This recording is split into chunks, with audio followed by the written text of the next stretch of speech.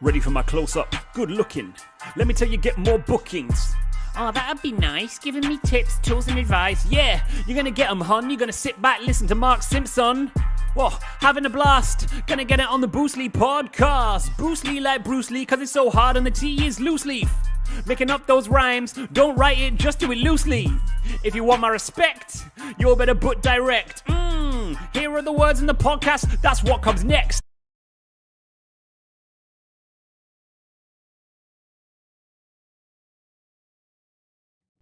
Hello, I am Chris Turner, the freestyle rapper, and if you are in the hospitality industry and your website is not generating bookings, you need to check out boostly.co.uk, and this is a freestyle completely made up, improvised, on the spot about why. Let's drop that beat. Let's do this.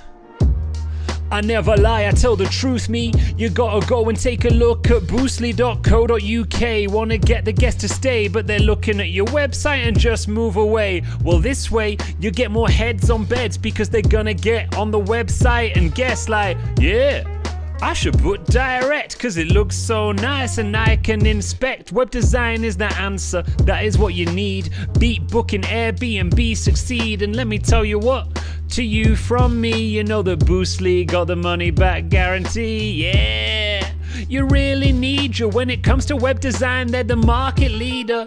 And best of all, you can do it now. Give them a call on the website. Wow, yeah.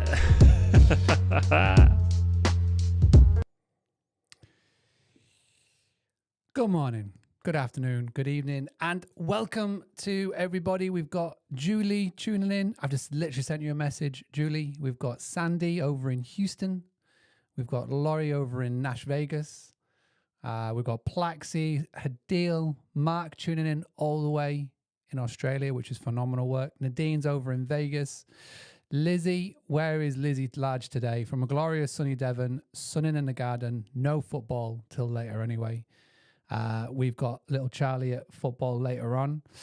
Before the England game this evening, we've got Laguna Beach, Fort Lauderdale. At the moment, we've got a lot of people over in the US of A, more than what we have in the UK, which is pretty cool. All right, so let's just very quickly come on over to the group as we always do. Hope you are all well. So as we know, this week, all of his training this week is happening in here, which is fantastic. If you miss anything and the replays, it will be in this group. Do not forget, we are also doing Boostly Bingo. Boostly Bingo is happening all this week, and as you can see from here, if you watched the replay of yesterday, you can tick off Launch Party Live. If you have taken a selfie or uploaded a picture to Instagram and tagged in Boostly, then you can go ahead and tick off that one. If you have recommended or invited somebody to join, then you can go ahead and tick on that one. And if you are tuning in live, or even when you're watching the replay on this live later on, you can tick off this one as well. Subscribe to the channel. So if let's just say you've done all of the ones so far, you can have 1, 2, 3, 4, 5 already ticked off, over halfway with just 4 more to go. We've got some cool prizes lined up on that one, and I'll tell you more about that throughout the week. Let's just see if we had any new people join. So we had Jared join today, Angela, Mariana, Liz, Katrina, Ellery, Becca, Karen, Regina, Joan, Andrea, Mark, Midal, Serena, CJ, Surrender, Zul, Stan, Pauline, Thomas, Jenny, Erin. Okay, so there's a lot of people who are interested, obviously. If you are watching this right now over on one of the other social media channels and you are thinking, well, what exactly is this all about? How do I get in this group? Just come on to Facebook, type in that old chat there, Book Direct Virtual Summit, request to join, and we will get you in as soon as possible. Let's just do a quick poll right now. I do think that we have got more people tuning over from the UK, over in the US and Canada, over the pond than we do over in the UK. We've got Mel down in South Africa. Welcome, Melanie. Fantastic to have you as always. But just drop in where you're tuning in from. We've got about 80 people in total tuning in all over the channels. And this is where we get started right now. We have got some fantastic training and some speakers that are about to come up. We're going to kick off with Mr. Paul Anderson, aka the Social Media Hotelier. Then we're going to go with Kate from Touch Day about how to tell a story. And then we're going to finish with Aperto, which is all about upsells. So go ahead and make sure that you're getting comfy. We've got 2 hours of quality training coming up, and I want to see as many of you as possible joining in. And I would love to know your questions as you go, because in the Facebook group, we have the experts who will be able to come in and answer. Paul is with us. Kate is going to be with us when she wakes up because she's over all in the way in New Zealand. And the team from Aperto will also be able to jump in as well to answer any questions that you have. Now, I guarantee there will be questions. Now, if they can't get to you, just make sure that when you do a question, you do #help or #question. #help or #question. Okay, super simple in the comments. So let me just do it now. For example, if you're watching the video, let's just say there's a comment here, just put #question, #help, and I'll make sure that the expert gets to you if they can on the live. But Mr. Paul Anderson is very good. He does get back straight away. Now, before we go any further, the winner of yesterday's Spin the Wheel live, well, that was Julie Madison. Julie, round of applause. You won yesterday. I've already informed Jodie Odlin, who is going to make sure you get a copy of the Hospitable Host book. And I thought, let's get started, shall we, with Spin the Wheel again. So we are going to do it one more time. So as you can see on my screen now, I have got Spin the Wheel. What I would like for you all to do, please, is give me a number between 1 and 10. And I'm going to give you 2 minutes to do so. You've got 2 minutes to get this in. At the end of that 2 minutes, I'm going to spin the wheel. Okay, and it's going to spin around, and it's either going to land on numbers 1, 2, 3, 4, 5, 6, 7, 8, 9, or 10. Now, if you have guessed that number, that doesn't mean that you are automatically a winner. No, no, no. What it means you have to do is send me a message on the Facebook. Now, when you send me a message on the Facebook, just say, hey, Mark, I was Tuesday's lucky winner, number whatever it was. Yesterday it was 8. What I do is I take all of your messages at the end of the day. It will probably be after the England football game. I might get it done beforehand, depends on the kids. And I will just put all names into a hat, pick it out, and that one person will win a copy of Hospitable Host book number 3. Jodie has donated another one. Again, so fantastic. Lovely book, lovely project, and a lovely team behind it. So you've got 1 more minute now to get your numbers in. Drop your numbers in between 1 and 8 as quick as you can do. I haven't seen any number 1s yet. I want to see a number. We haven't seen any number 6s. We've seen 10s. So we're missing numbers 1s and 6s. Once you've done that, please go ahead and tap these love heart emoji buttons as many times as possible for me if you can. And we've got 30 seconds left. While we've got 30 seconds left, let me just thank the sponsors of this week, because this week is totally free for you. There is no upsell from Boostly coming in any way, shape, or form. But to do this, we needed the help of some of my biz besties. So I reached out to the teams at Future Stay, at Social Media Hotelier, Mr. Craig Webb SEO, Price Labs, and one of our speakers today, Aperto, which are the masters of upsells. And they very kindly have helped put this together. So thank you from me and thank you from everybody. All right, shall we do this? Your final chance to get your lucky numbers in. We are going to spin the wheel in 5, in 4, in 3, 2, 1.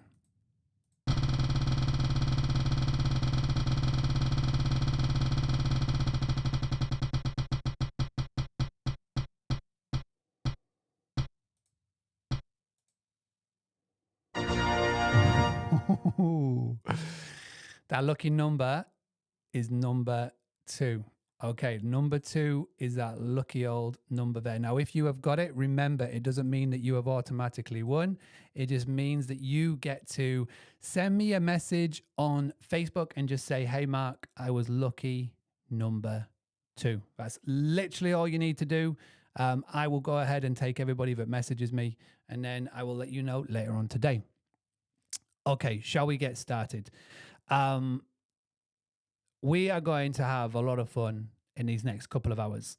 I will dip in and out of the sessions, and I will just make sure that you're all there, make sure we show some love. But to start off with, we've got the phenomenal Paul Anderson. Now, this is not Paul's first time. This is not Paul's second time. This is Paul's third time being part of us and being part of the virtual summits that we have been running. For those of you that are part of Boostly, Paul is no stranger. He was a host and a customer first, and now he has sprouted his own wings, and he is teaching hosts and hospitality owners all over the world how to use Instagram. And the cool thing about this session is that he is going to share with you 7 deadly sins that hosts are making when it comes to Instagram. Now, please make sure that you get your pens and your papers out. This is a fantastic session. And Paul is going to jump on and he's going to share with you all of his knowledge that he has learned, and he's going to show you some case studies as well. But before we get started, can we please tap that love heart emoji button as many times as possible? Show Paul some love. And who is ready to kickstart this? Who is ready to get going? I need a hashtag hell yeah in the comment section. Let's see if we can get at least 4 hashtag hell yeahs, maybe even cheeky 5, and we will get going. Laurie has said over in Nashville, he is the best. That is why I took private lessons. Renata said, hey. Wendy's giving us the fire. Paul is there in the chat. Paul has said, yo, yo, yo, let's go. Okay, everybody, let's do this, shall we? Introducing the one and only Mr. Social Media Hotelier. Thank you very much for helping put this together this week and for this amazing session that's coming up. I'll be back in about 30 minutes introducing our next speaker, but let's get started. It is always a delight to be invited to speak at Boostly events, and this is no exception. Before I begin, I'd like to thank Mark and the team for asking me back for a 3rd time. Thank you very much indeed. I'm always incredibly grateful for the opportunity to contribute to the short-term accommodation community at large. So I'd also like to thank you for tuning in today. I know your time is precious, so thank you for giving some of it to me. The next 25 minutes or so will be jam-packed with value bombs. In case this is the first ever video of mine that you've watched before and you have no idea who I am, my name is Paul Anderson. I'm an accommodation business owner and an Instagram marketing expert who funnels around 30% of his website traffic from Instagram. As the social media hotelier, it's my job to help short-term accommodation businesses to drive website traffic and enhance brand awareness. Through one-on-one coaching, my Instabook program, webinars, boot camps, and summits just like this one, I've helped thousands of hosts successfully gain more direct bookings, enhance their marketing strategies, and drive return on investment by leveraging Instagram and bending it to their will. Today, I'm going to share with you the 7 deadly sins that all my one-on-one clients, all the new students on the Instabook program, and most hosts are committing when using Instagram to market their businesses. I'll also show you how to save yourselves from the hell that is limited engagement, which leads to strangled reach, which defeats the whole purpose of using Instagram as a marketing tool, which is to enhance brand awareness and funnel potential guests onto our booking pages. As a side note, I have to confess, I committed all of these sins when I started to try to leverage the power of Instagram. I've since seen the light, so let me show you the way. First, you need a new perspective from which to understand why these common and easily made errors are holding back your efforts to successfully market your short-term accommodation businesses on Instagram. Seeing Instagram through the lens that I'm going to give you has been incredibly instrumental in my clients' successes, from doubling followers in just a couple of short months to tripling website visits in just 4 weeks, and even taking £2,000 bookings with, would you believe, fewer than 400 followers. So that's where I'm going to kick things off today. How does Instagram work, and how can we leverage this into the marketing strategies for our short-term?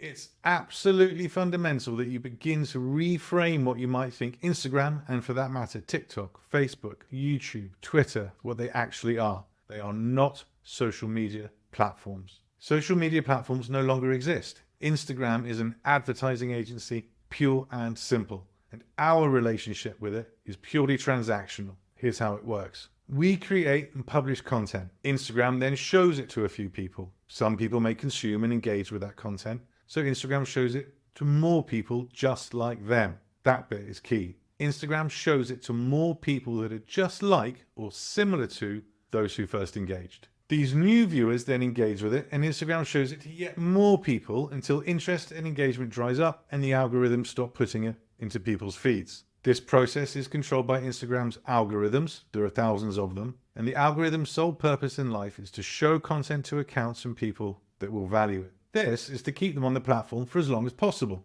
Why do they want people on the platform for longer? To put as much paid advertising in front of them as possible. 98% of Meta's income, that's Instagram, Facebook, and WhatsApp, comes from ad revenue. That's it. That's the business model. So what does it mean for us? It means that the algorithms are our friends. If we create content that our ideal guests will appreciate, people who fit the profile of our ideal guests will consume and engage with that content. And then the algorithms will show this content to more people who, would you believe, fit the profile of our ideal guests. Our relationship with Instagram is therefore transactional. We create content that keeps people on the platform, and the algorithm shows this content to more people, just like those who engage with it. This is called reach. Literally, the longer we can keep people looking at our content, the more reach we will gain, and we gain brand awareness by reaching non-followers. We can then use this content to direct and to funnel our ideal guests onto our profiles. When our profiles are optimized to target our ideal guests, they will then follow our accounts, or better yet, hit the link that's in our bio and land on our websites or our booking pages. So the aim of the game is to lead our ideal guests from a compelling post to a targeted profile through the link in our bio and onto our booking pages. It's through the lens of this new perspective that I'd like you to view what I consider to be the 7 deadly sins of Instagram,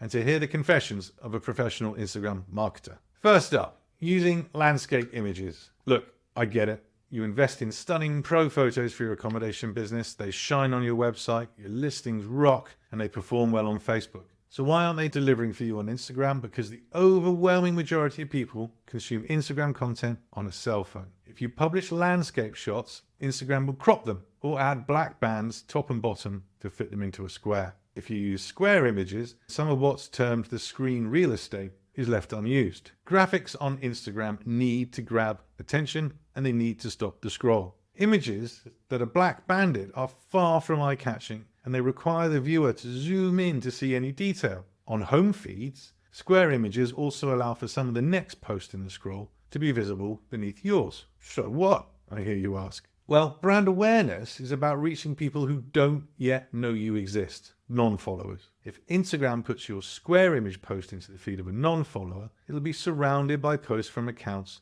that person does follow. So if the post beneath yours is created by an account that this person is passionate about, maybe Taylor Swift, guess what they're going to do? They're going to spot Taylor's post, they're going to scroll right past your content and straight on to what they are definitely interested in, the next post. It's then highly unlikely that the algorithms will ever show your content to that person again, because they've actively scrolled past you to Taylor Swift. The salvation? Use portrait images. These are 1080 pixels wide and 1350 high. A photographer would say the dimension ratio is 4:5 because photographers go across the hall before they go upstairs. Using a portrait image will dominate the entire cell phone's screen real estate and prevent Taylor Swift from even getting a look in and pulling attention away from you. Number 2, putting links in captions and on images. Instagram permits only one place for permanently clickable links, and that's in your bio. A URL or a web link in a caption or on an image is unclickable and visually unappealing. Plus, it's not possible to copy and paste a caption from a cell phone. The overwhelming majority of consumers on Instagram consume content on a cell phone. Putting a URL, or a phone number for that matter, anywhere else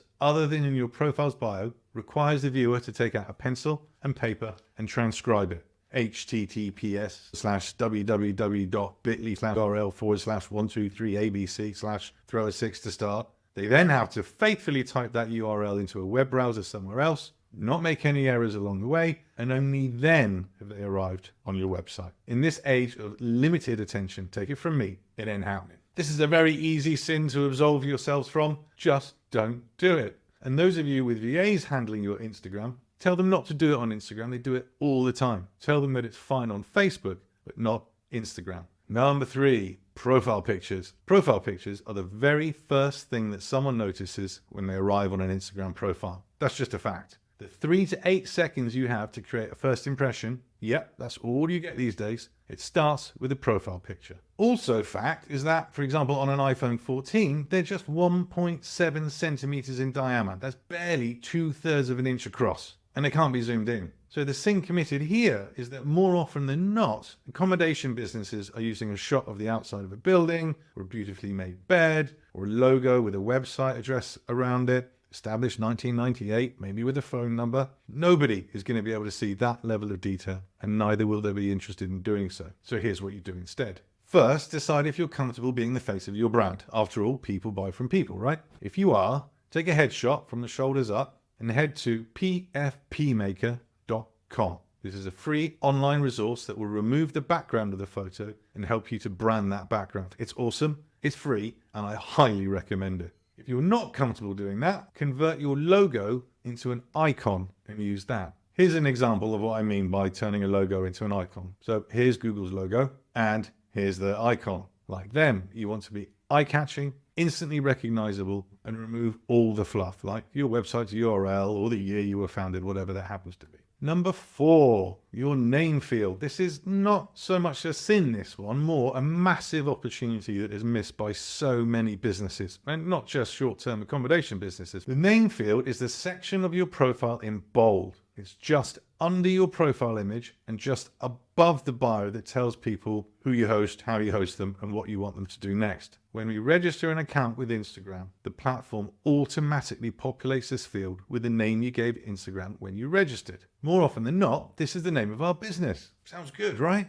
Wrong. The name field is the first place Instagram's algorithms will look when returning a response to a search query. And people use Instagram all the time to search for goods and services and experiences, all manner of things, including places to stay, just like Google. So this is where your SEO goes. Let me give you an example. I recently took on a new client, the lovely Dr. Kishore, who has 2 cabins in the Smokies. His name field used to say Cloud9 Luxury Rentals. It now says Family Vacation Mountain Cabins, Sevierville, Smokies, Tennessee. Here's another. Chris Dittrick owns Merlot Cabin in Canada. Can you guess what his name field was before he hired me as his Instagram coach? Yep, just Merlot Cabin. The thing is, no one was ever going to discover him through a search on Instagram unless they searched for Merlot Cabin, which they wouldn't do unless they already knew his business. So one of the first things Chris and I did to his account was to change the name field to Family Vacation Mountain Cabin in Canada. So if the name field in your Instagram profile isn't SEO focused, if it doesn't include words that your ideal guest is going to use when searching for your business, make it so. Just remember these 2 important things. You are permitted up to 64 characters, and you are permitted just 2 edits in this section in any given 2-week period. So draft it out somewhere else and then copy it in. Be sure to get this right, because once you've used your 2 edits, you're stuck with it for another 2 weeks. So number 5, giveaways and engagement groups. Here's a cautionary tale for you. One of the newest students in my Instabook program, let's call him Michael to save his blushes, enrolled on the program with an eye-catching 12,500 followers. Ooh, said everybody in the group. What's he doing here? He's smashing this. Michael had used several giveaways over the previous years, and these had proved highly successful in growing his account. Here's how his giveaways worked. He teamed up with a much larger destination marketing account. The giveaway involved liking the post that they used to promote the giveaway, following their accounts and commenting on the post. Those who did this were then entered into a draw to win a luxury weekend away at his property. It was a high value prize, so what happened? Thousands of people did exactly that. They liked the post, they commented on it, and they followed his account. Someone then won the weekend away, and Michael was over the moon that he had massively grown his account's followers. The thing is, very few people were actually interested in paying money to stay with Michael. They'd followed his account just to be in with a chance of winning something. They weren't interested in the content he was publishing, so quite innocently, they ghosted him. Michael's posts now enjoy around 25 to 30 likes on average. Granted, 25 likes on a post was something that I dreamed of when I started out on Instagram. But Michael, as far as the algorithms are concerned, is now effectively being ignored by his followers. His engagement rate is around 1/4%. That's around 1/10 of what can normally be expected of an account of this size. So the algorithms see his content as low value. Not many followers are engaging with it, so the algorithm isn't showing it to many people. The algorithms aren't giving him the reach that he thought he deserved. The solution? Don't do giveaways unless you want your account to become bloated with followers who are in it just to win something and will never likely book with you. The same applies to engagement pods. These are groups whereby everyone follows each other and once a week they like and comment on each other's posts. There are some awesome Facebook communities for short-term accommodation businesses out there, that I'm thinking of two in particular, that have a weekly post to coordinate this engagement. Hosts put a link to their recent content into the Facebook thread, they like and comment on 3 other posts, and everyone else follows suit. This achieves the following. Instagram's algorithms see that the accounts enjoying and engaging with this content are other short-term accommodation businesses. So guess what? They show this content to more short-term accommodation business accounts, not ideal guests, not to people who are interested in booking a stay. Moreover, any data we might be harvesting from the insights that Instagram provides us to understand what is working so we can double down on it, and importantly, know what is not performing so we can discard it, all that data is massively skewed. Yes, engagement pods create spikes in engagement and therefore spikes in reach, but the engagement is contrived. It's not genuine, and the added reach will be to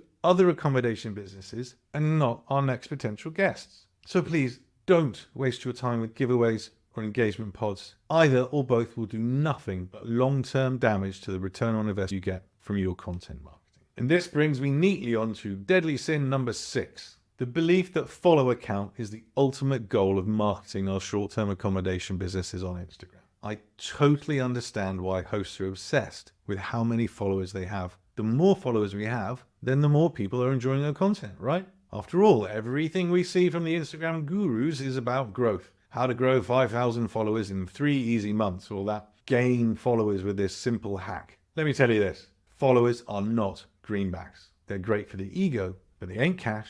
They're not return on investment, they're not income, and they're not profits. So look, straight up, just ignore your follower count. If you create content that helps your ideal guest to decide to book a stay with you, then your followers will naturally grow over time. And there'll be followers who are genuinely interested in you, in your content, in your business, and in making a reservation with you. So I'd much prefer to have 125 followers who want to book a stay with me, have 12,500, like Michael, who couldn't care less about my content or my short-term accommodation business. Here's an example to back this up. The previous client of mine, Ray Winfield at the Sussex Seaside Holiday Cottage, now focuses exclusively on giving her ideal guest value and leads them to a profile that's targeted with laser-sharp precision. And she recently took a £2,000 booking with fewer than 400 followers. The important thing here is most of her followers want to or have already stayed with Ray. So what metrics do I think you should be focused on? Well, there are 2 really. Well, 2.5. The first one is profile visits. The most common way for hosts to get people off Instagram and onto their websites is through the link in bio. The only way potential guests can get to this link in bio is by visiting our profile. So clearly, profile visits are an important metric when measuring the return on investment for your Instagram efforts. The second metric is external link clicks. Once people do visit our profiles, we ultimately want them to hit that link in bio, head to our website or our booking page, and give us their undivided attention. I have lost count of the number of direct messages I've received from hosts who say, "Can you help me? My Instagram is doing nothing for me. I don't get any bookings from Instagram." And so the first question I have to ask is, how many external link clicks did you get in the last 30 days? Invariably, the response is, we have no idea. So measure it, track it, and then you stand a chance of figuring out how to improve it. I did say 2.5, and so this last one is going to sound a little bit contrary, given what I just said about follower numbers, but do bear with me. Yes, ignore the total number of followers you have, but do measure how many people start to follow your account over a given period, say 30 days. On its own, this statistic isn't too helpful, but when you measure it against profile visits, the combination is super powerful and super insightful. When someone visits our profile, they will quickly decide to do one of 3 things. Scroll on because you're not for them, follow your account because they like what they see and they want to keep an eye on what you're up to. Maybe they have a trip planned to your location in a couple of months' time, or the holy grail, they hit that link in bio. Now, measuring the proportion of profile visits that results in a follow is a very, very, very strong indication of whether your content, your posts, are aligned with your profile. For example, and I exaggerate for effect, if you post about being dog friendly and someone visits your profile because they love the image of a dog that you used, and they're obsessed with accounts that post about dogs, when they arrive on your profile, they're going to see that you mostly post about your short-term accommodation business. They visited your account in the hope of seeing more dog photos. They're disappointed, so they move on. Fine. If, however, they arrive on your profile having been excited by your post that has the words dog-friendly vacation rental in insert location emblazoned across the image, when they land on your profile, they're going to be pleased with what they find and will likely follow your account. This is what I mean by the alignment of your profile to your content. So every week or every month, note down how many new followers you've gained. Also, note down how many people visited your profile in the same time period. Divide new followers by profile visits, and you have a profile conversion rate. You want your profile conversion rate to be at around the 20% mark, i.e. for every 5 people who visit your profile, 1 of those follow you. Now this isn't a direct return on investment metric, but if you optimize your profile for your ideal guest and your content targets your ideal guest, this percentage will quickly and clearly show you whether your content and your profile are in alignment or not. To show you the power of acting on this metric, another client of mine, Cheryl of Lucky Dreamer Lodge in Belize, targeted the profile for her accommodation business at her ideal guest and then aligned her content to it. In a matter of weeks, she had tripled visits to her website. Granted, she deployed the strategy to Facebook as well as to Instagram, but the principle itself holds true. It's got to be worth quantitatively measuring this alignment and improving on it. Remember, the guest journey goes from the search or a compelling post to a targeted profile to a booking website or a booking page. We want that journey to be as smooth as possible. Your profile conversion rate will show you how smooth or not that journey is. And this brings me to the final sin number 7, focusing all your energies on trends and hashtags. Quick disclaimer here, yes, the latest trends and well-researched hashtags can improve the reach for a given piece of content. But the most important sin to stop committing is spending time looking for and pursuing hacks. And I mean hacks differently from shortcuts. I mean when we see something like, start using these hashtags to boost your engagement because that's what's working really well right now. Or this trending audio will 10x your reach, but it's only going to work for the next 6 days. The thing is, if you have to jump from mini trend to mini trend to mini trend, the moment that little thing is done, you're done. You're done because there's no substance to your content. You're relying on hacks. Hashtags are the same, and I can prove it. First, let me tell you what a hashtag is. A hashtag is an indexing system that was created in 2007, and the algorithms used it to understand the content of content. Think of hashtags like the labels at the top of a stack of books in a library. The equivalent of someone following a particular hashtag is a person who always heads to a particular stack of books when they walk into a library. Instagram is the library, and hashtags are the shelf labels. When we use a hashtag in our caption, we are telling Instagram which stack of books our content should live on, so that people who go to that stack of books will find it. Back in the day, this was pretty much all Instagram had to go on when trying to match content with accounts that might value it, to keep them on the platform for longer and put more paid advertising in front of them. So deploying hashtags successfully 15, 10, or maybe even 5 years ago could be a very effective mechanism to get our content seen by accounts that were not already following us. Since 2007, we now have SEO, keywording, audio, spoken word analysis, caption analysis, video and graphics analysis, alt text. It goes on and on and on. Then wrap this all up in AI, and whilst hashtags can be powerful, the return you'll get from spending time researching them has and continues to be fast diminishing. So here's the proof. In April, May of this year, I ran an experiment. I released an Instagram reel every day for 30 days. They were all talking head reels, me just talking to camera. None of them had any hashtags at all. As expected, my reach went up a little bit because reels traditionally gain more reach than the other content formats. However, reach to non-followers, i.e. the volume of accounts seeing my content for the very first time, brand awareness, was more than 3.5 times the number that it was in the previous 30 days. Plenty of keywording was in the audio I recorded and in my captions, but not one hashtag was used. My advice then is to focus on what the overall objective of Instagram as a platform is. We know that Instagram wants people to click, and it wants them to watch, and it wants them to stay on their platform for as long as possible. So if I just always optimize all my efforts to communicating something of value to my ideal guest, then whether something is trending or not, like, oh, yellow captions are doing really well right now, or make sure you respond to every single comment within 6 minutes, otherwise the algorithms will hate you forever, these will make no significant difference at all. Anytime someone tells me algorithm hacking stuff, I just basically ignore it, because unless the goal of Instagram has fundamentally changed, all this other stuff is just distraction. Because, again, the one thing that matters most is to make something that my ideal guest will appreciate, to create content that's so good they're going to see value in it, and the moment they see it, they know that my business is the perfect fit for their accommodation needs. They will want to learn more. They will want to visit my website to find out, 1, can they afford me? 2, do I have vacancies when they want to travel? And 3, where is the book now button? The algorithms are designed to spot this interest, this value exchange, and leverage it for their own needs. It doesn't matter what the algorithm stimulating hack of the day is right now. They're going to want to distribute this content to more of my ideal guests. And even if it doesn't,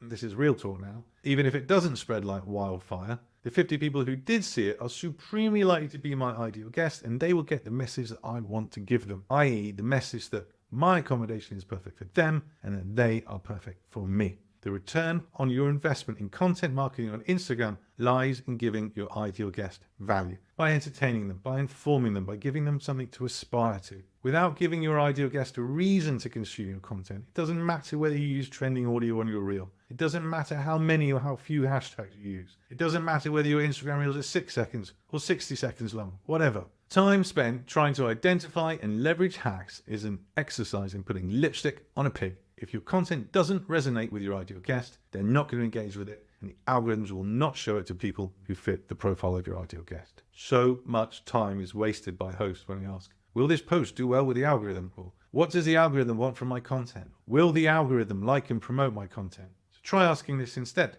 Will this post do well with my ideal guest? What does my ideal guest want from my content? Will my ideal guest like and promote my content? You answer these questions, then the algorithms will do their jobs for you. Remember, it's the algorithm's sole purpose in life to put content in front of accounts of people who will value that content. Instagram marketing is a long game, so play the long game and stop looking for hacks. The magic lies in doing the work that you're avoiding. The work that you're avoiding is spending serious time to understand who your ideal guest is, what they want to see, building a strategy to speak to them, and then engaging them at that level. When I first drafted this presentation, it started life as top 10 mistakes hosts make on Instagram, but sadly I'm out of time, and so I had to change the title to 7 Deadly Sins. I love talking shop, and I'm genuinely quite sad that I can't talk to you today about how to identify and target your ideal guest persona, how to optimize your bio or align your content to it, or why you shouldn't start your content creation process with an image and then struggle to come up with something to say about it. So yes, there is far more to achieving results like my one-on-one clients have and my Instabook students are enjoying right now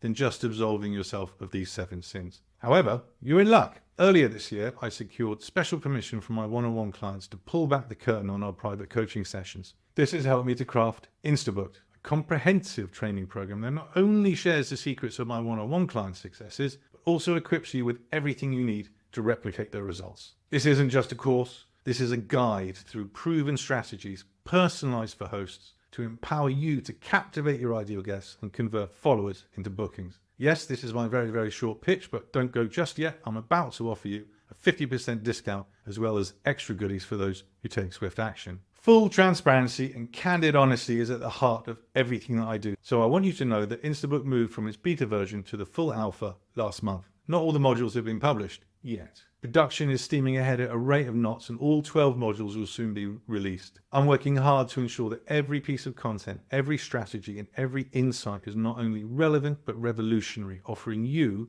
the most current and most impactful methods to transform your Instagram into a powerful booking engine. What sets Instabook apart even more is that a third of the modules are designed to transcend Instagram. They apply across the entire digital marketing landscape, from all social media platforms to websites, hero images, blogs, newsletters, and more. This foundational knowledge will not only enhance your Instagram game, but elevate your entire digital marketing strategy. When you enroll on Instabook, you're not just signing up for another online course. You will be joining an evolving ecosystem of strategies, insights, and support designed to grow with you and your business. Here's what you'll have lifetime access to. Beyond the 12 core modules, you gain foundational knowledge that applies universally across all digital marketing channels. Access to tools tailored to hosts like my pillar ideation template, content calendar template, metric measurement tools, and more to streamline your strategy implementation. Exclusive access to an already vibrant Facebook group for live Zoom sessions, including deep dives into principles,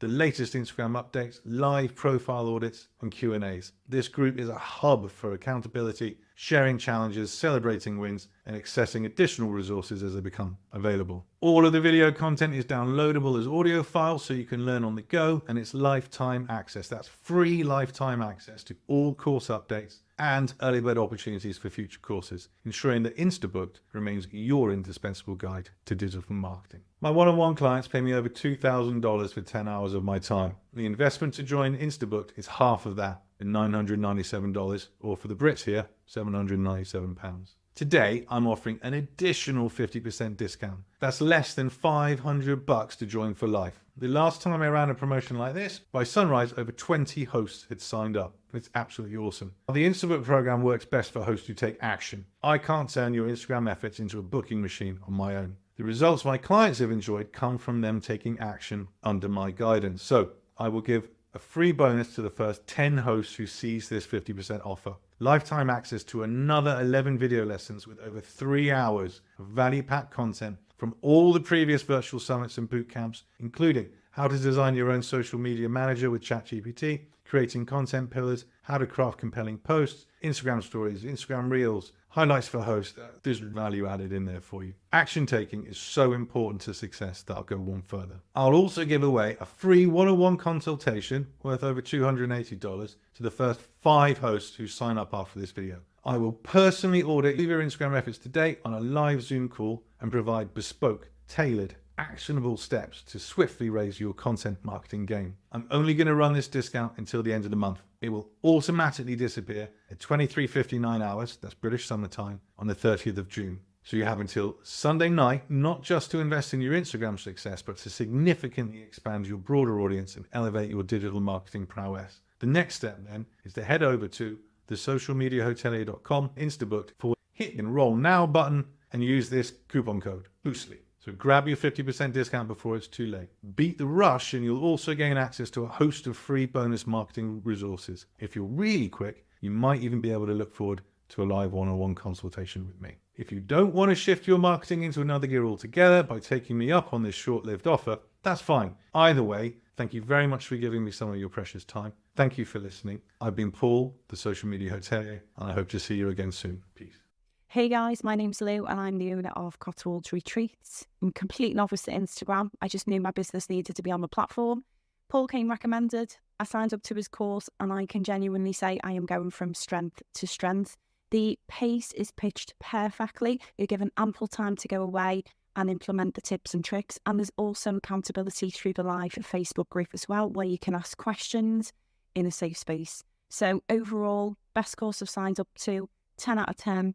Go for it. Hi there, I'm Dave. I'm the owner of Pura Vida Properties in Costa Rica. I hired Paul Anderson to help me get onto Instagram. I had 0 skills, so I need a lot of help. So it's been a fantastic journey. It's been a few days now. I've already got my first booking inquiry. I have close to 80 followers. Highly recommend working with Paul. He will get you where you need to go, wherever stage you are in the journey, because he's a pro. My name is Ruth. I am the owner and manager of Chiquitita Vacation. I've been playing around with Instagram, but I knew how much I didn't know, and I found Paul, and I am so glad that I did.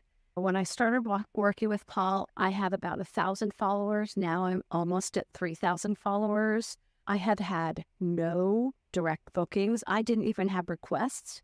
I now have direct bookings that have come straight through Instagram, thanks to the strategy and also the tactics that Paul has taught me.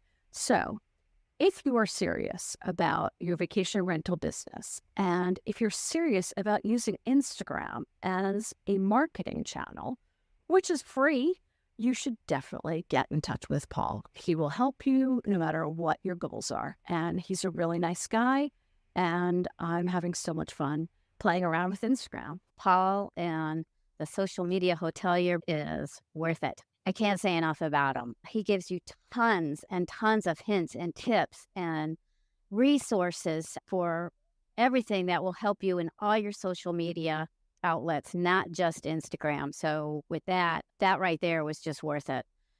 He is just fantastic.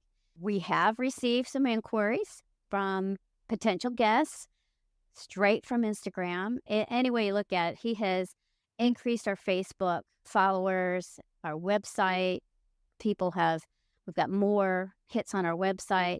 You have to apply what he tells you about Instagram to your other social media accounts. But if you do that, you will see a huge burst in everything, which will lead to more money. I believe the money we spent has been well invested. I don't look at it as expense. I look at it as an investment. And I have every confidence that it is going to pay off in many, many ways, but mostly in heads and beds and money in pocket. So I can't say enough about Paul. I highly recommend him. Thanks, Paul. Hey, it's Harold from the Hive 52 here. Just wanted to say a few words about Instabook by the social media hotelier Paul Anderson. Joined the program around early May, I think it was, late April. It's a great group. Love the Facebook group. Love the accountability, both in the group. And so far, the modules have been excellent. Quite easy to understand, simple to follow. I find Paul very conscious in his explanation, and it's easy to understand. No jargon or anything like that. And what I also love is that we start doing the monthly Zoom calls with a few in the group, help each other. So it's a great group. I love it. Don't regret joining it. Well done, Paul. Thank you very much. My name's Ray Winfield, and I'd been following Paul for quite some time before I decided I needed help. And I'm so pleased I did, because I loved it. And now I have everything that's organised. I know what I'm going to post, when I'm going to post it. Whereas now it's so much more efficient, so I have more time. Not only did it help me with the Instagram, but because of the training, it's also helped me with my website, Google My Business, anything else that you're advertising. So it's also helped me make that much more professional, which I'm super happy with. The skill set that he has and the way he is able to impart in detail with very simplistic instructions, I would highly recommend him to anyone. His manner is so patient and so professional. His skill level is the best that I've seen, and I would recommend him 10 out of 10 to anyone who's considering taking Instagram to the next level to optimize their business, or whether it's personal use. He knows the program inside and out in every way. So highly, highly recommend him. Having a blast, gonna get it on the Boostly podcast. Boostly like Bruce Lee, cause it's so hard and the T is loose leaf. Making up those rhymes, don't write it, just do it loosely. If you want my respect, you'll better put direct. Here are the words in the podcast, that's what comes next. Wow, 7 deadly sins. Unbelievable. And an offer as well, which is cool. Like I said, there's no pitch from Boostly this week, but I wanted to open the opportunity to our sponsors and our people who create videos to put something in front of you. And if this sounds like your type of jam, as you know, everybody in watching this now will have known who Paul is. People have gone on to work with him and they've done really, really well out of Instagram. But most importantly, it's not just doing well on Instagram, it's getting bookings on the back end. So if you want to take Paul upon that offer, all the links are in there, and I'm sure he's in the comments right now, and I'm sure he's going to be putting them in. So go ahead and take advantage of that if you want to get better at Instagram. The thing for me that really stood out was right at the very start, and I wrote this down on the pad here, is that Instagram and social media, Instagram, Facebook, Meta, it's not social media anymore. It's an ad agency. The stat, and I missed it, but I think it was like 86%, and Paul will be able to confirm, 80% of its total revenue comes from ads. So it doesn't come from those little blue ticks. It doesn't come from all those little things that they do. It comes from ads. And it's so right, is that their whole purpose is to get more people to stay on the platform.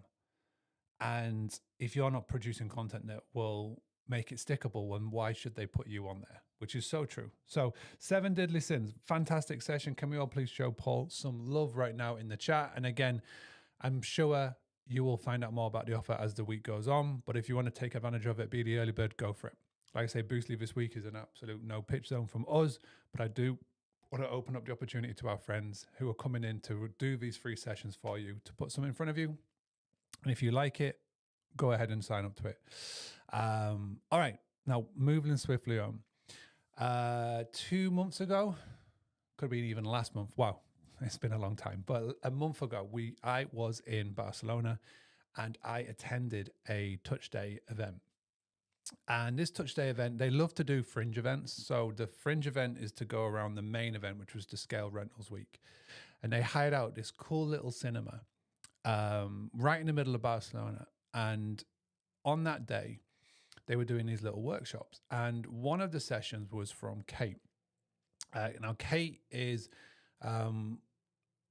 somebody that I've known since 2022, had an amazing background before joining Touch Day. And the one thing that I associate Kate with is that she knows how to put a presentation on, but also knows how to tell a story, knows how to grab attention.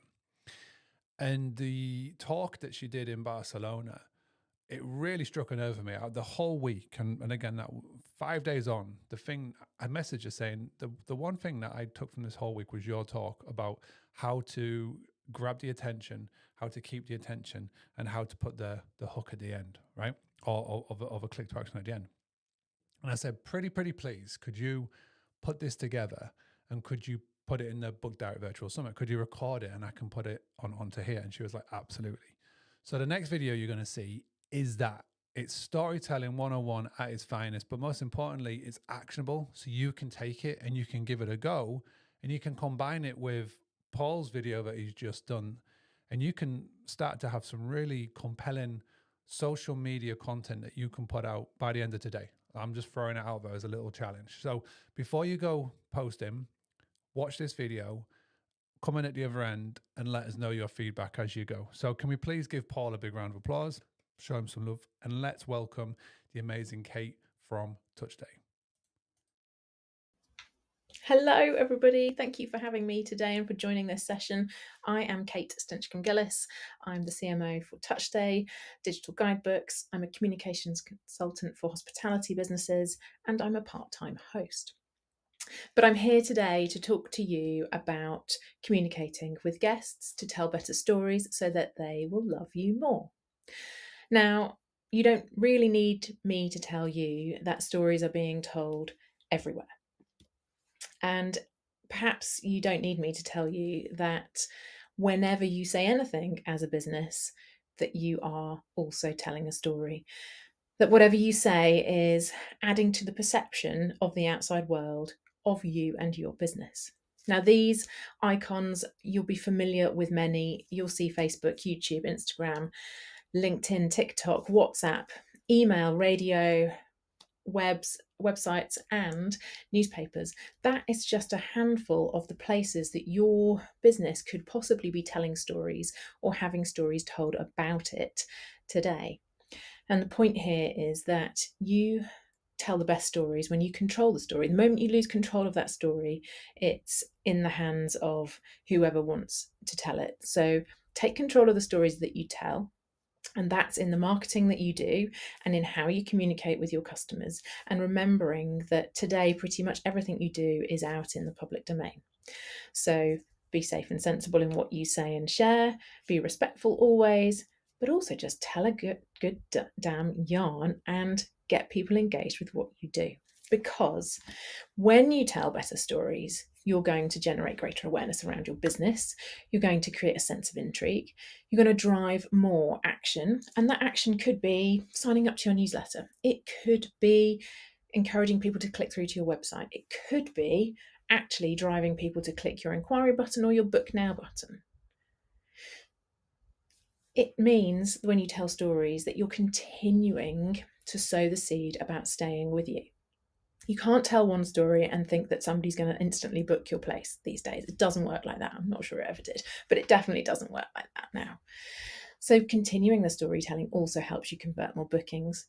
And once that person is a guest, whether they're an imminent guest or a past guest, it continues to keep the excitement going and to keep the memories alive and warm about how they feel about your business. The crux of this is that when you make people feel something, they are more inclined to do something. You don't need me to tell you that if I tell you to do something, you're very unlikely to do it. Whereas if I make you feel something about something, you're more inclined to take an action.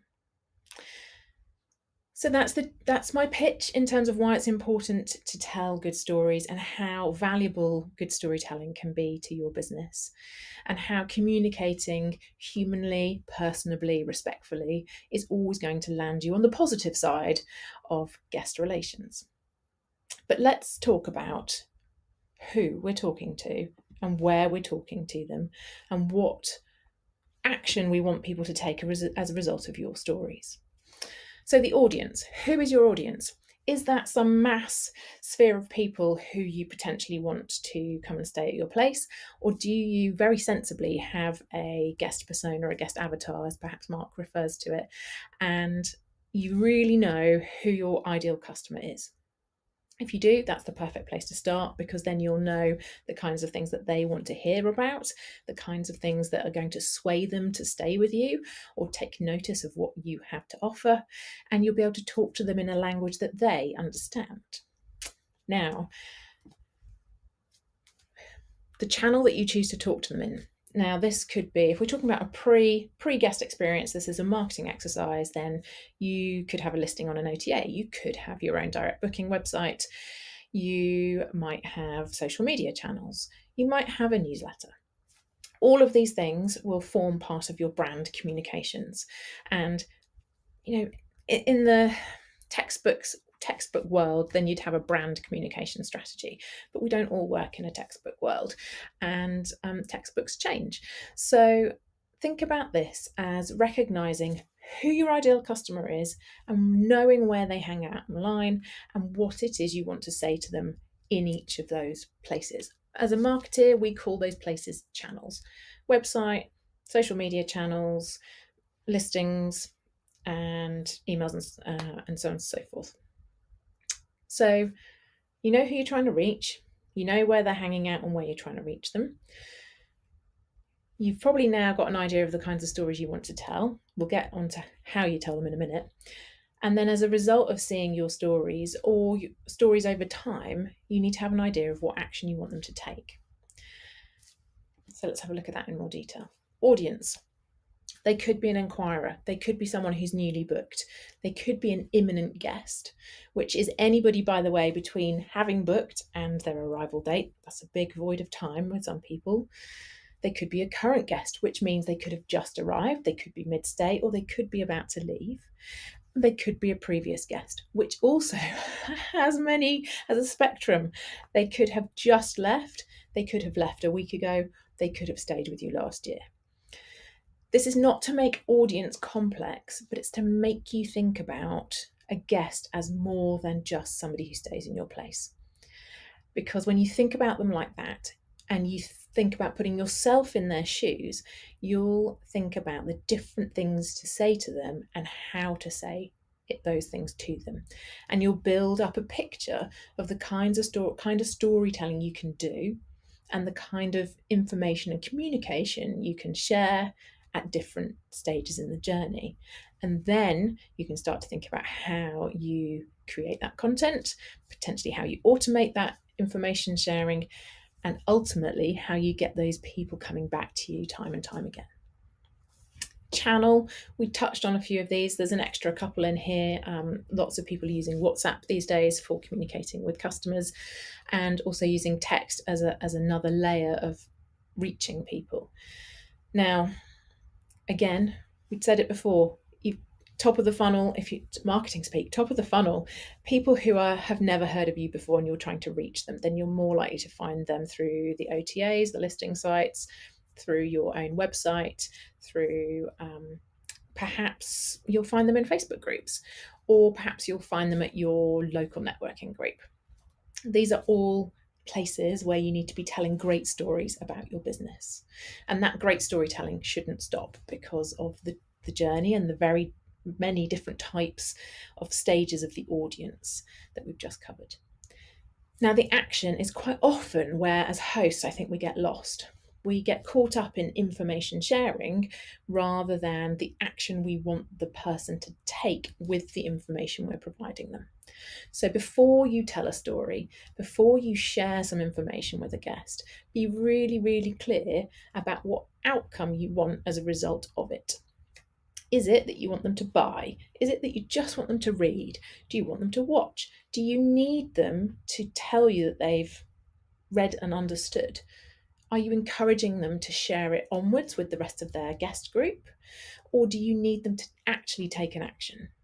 If you don't know that, then they're not going to know that. So have that front of mind whenever you write a story or a piece of communication. Maybe even surface that action and what you want them to do really high up, so there's no doubt in what's required. And should they be skim readers, as many of us are in this noisy world, it'll be the thing that gets seen rather than lost. Okay, storytelling. Who is familiar with this model of storytelling? This is how I was taught to write stories at school. Every story has a beginning, a middle, and an end. Hurrah, great, whatever. In my latter years at school, this is also how I was taught to write essays, and it was how I was taught to write exam answers. Tell them how you're going to answer the question, remind them how you answered the question. Now, in today's world, this could work for your business proposition. It could work for your brand pitch, your elevator pitch. It could work for every social media post you ever write, definitely for every blog post you ever write. It is a universal model. And to go into a little bit more detail for you, what is the beginning? It is, and this is just to reinforce this, that the innate nature of this model, it is how most newspaper stories are written. It has a beginning, which is the who, what, where, when, why, and the how. So the 5 W's and the H. Certainly having always wanted to be a journalist and yet ending up in public relations, it's how I was taught to write every press release, and it's how I tell people to write press releases now. So in 2 or 3 sentences, you want to get across, you want to impart what it is you want them to know, what's the thing, when's it happening, why is it happening, where is it happening, who is it for or who's it involving, and how can I get involved? You can apply those open-ended questions to anything you're trying to communicate. And if you don't need all 6 of them, fine, that is totally fine. But you should be able to get 4 or 5 of them into every story that you tell.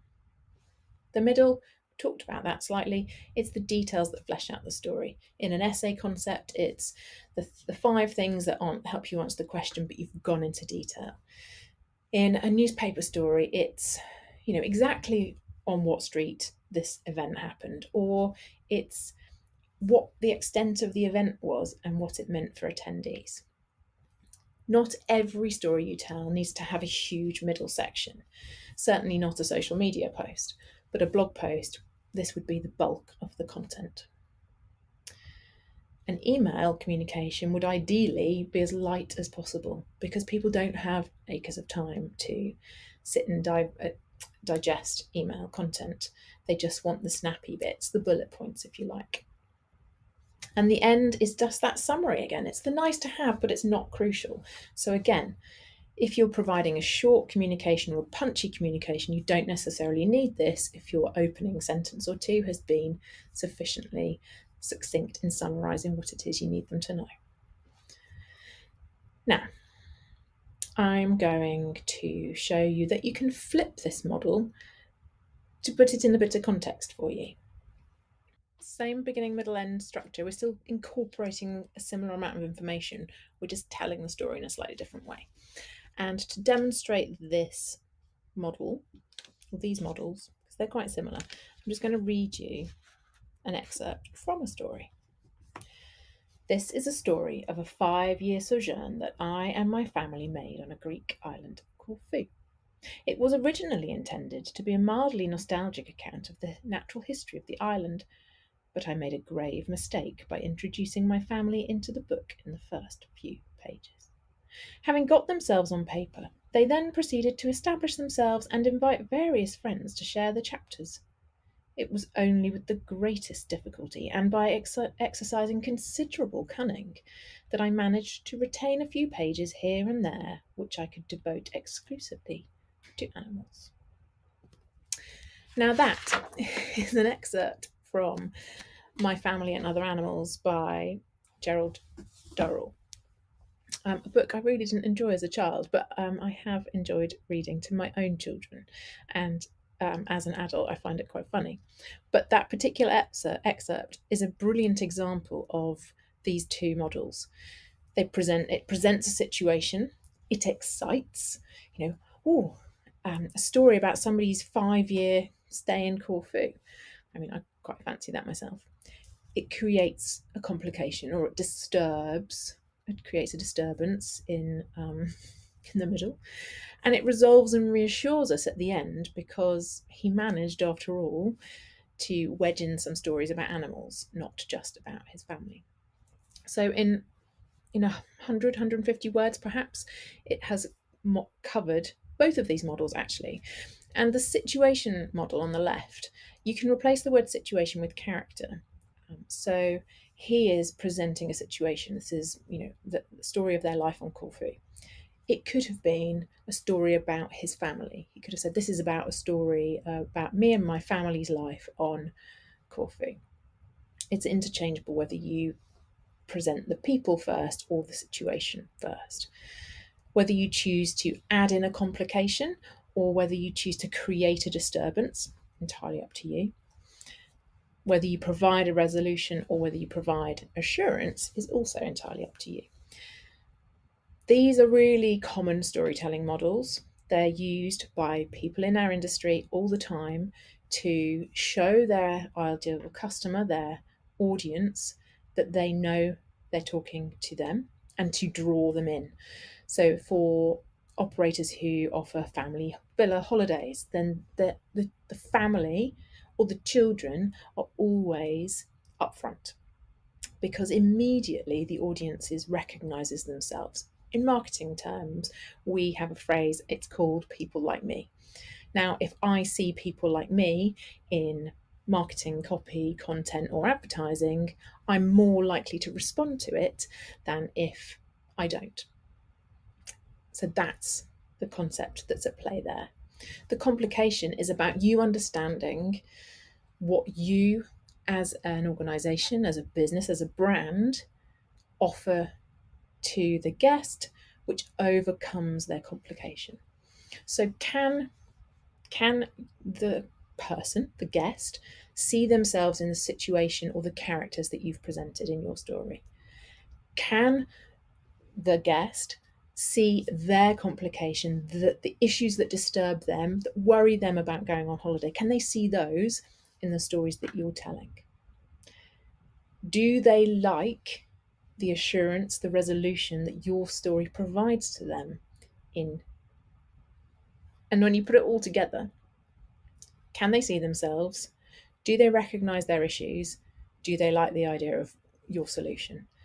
And if they do, if all of that is a yes, yes, yes, then they are far more likely to respond to your story, far more likely to pay attention to what you're saying, far more likely to take the action that you are desiring them to take. That is 1, 2, 3 models on storytelling and a couple of contextual examples of how to put them into play, or where you'll find them out in the ether. But I do have one really important story to leave you with today. And I say it's important because we live in a global world.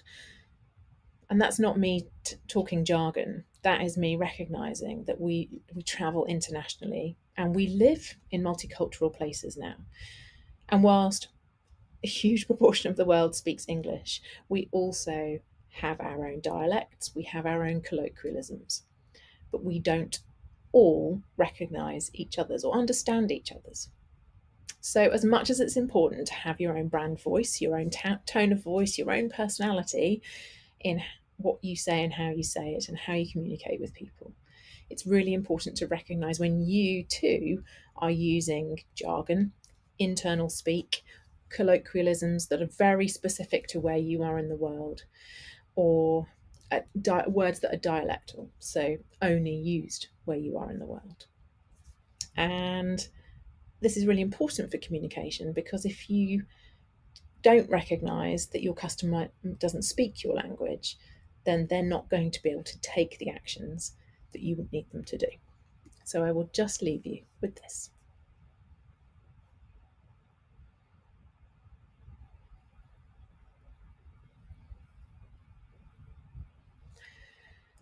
All there really is to say now is thank you. Thank you for watching. Thank you for listening.